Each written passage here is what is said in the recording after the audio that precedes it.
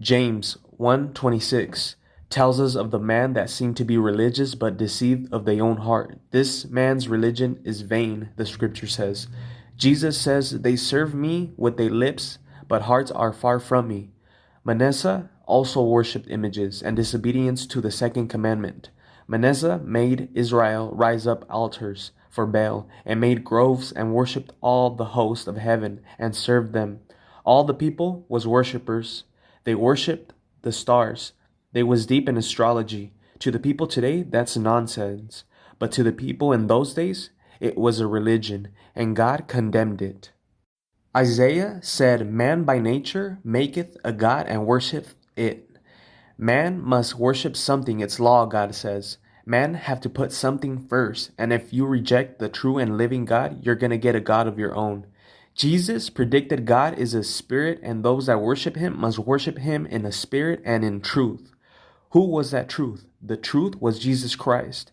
He said, I am the truth and the light. No man comes to the Father but by me.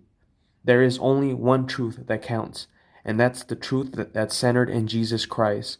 Manasseh was a murderer. Christians would be fed to the lions. They were nailed head down on crosses, and Manasseh shed a lot of blood. A lot. But God was pronouncing judgment all the whole time. God said, I am going to take Judah, and when people hear what I'm going to do to him, their ears will tingle. It will be like a man washing a dish when I get done with Judah. Manasseh had Isaiah, the prophet, cut into two pieces, tied in between two trees. That's how wicked and disgusting Manasseh was. Some of us have the same heart Manasseh had, separated by God and full of sin. Then Manasseh was a traitor. He betrayed his country, led them into idolatry, and betrayed God.